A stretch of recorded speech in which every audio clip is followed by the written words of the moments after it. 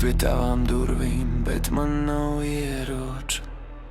Es nenāku lausties, es nenāku tiesāt vai lūgt. Man rokās ir adata smalka un spoža kā cerība, kas neievaino miesu, bet liek tavai čaulei drupt.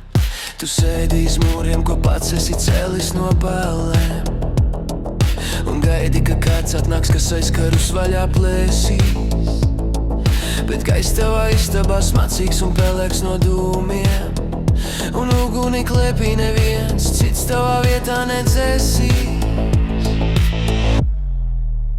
Jo neviens nevar būt tavs atslēgu kalējs, tikai tu pats vari aizšaut vaļā vērt. Es nevaru spiest, es varu vien gaidīt kā dzelme, līdz pats savas durvis tu iemācīsies vērt. Tā nav mana vara, tā ir tava grība, būt brīvam vai palikt šai krātiņā klusā. Es esmu tikai adata, kas atgādina, sirds vēl ir dzīva, bet atslēga palika tavā pusē. Cilvēki kliedz, nāc glāb mūs no šīm važām, bet rokas tie slēp, lai neviens neredz dūres.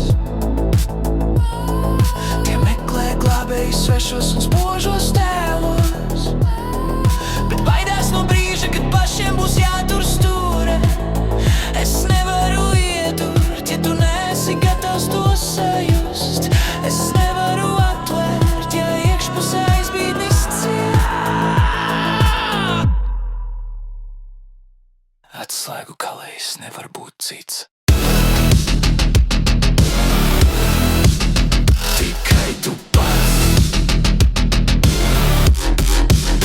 Tikai tu pats. Tikai tu pats.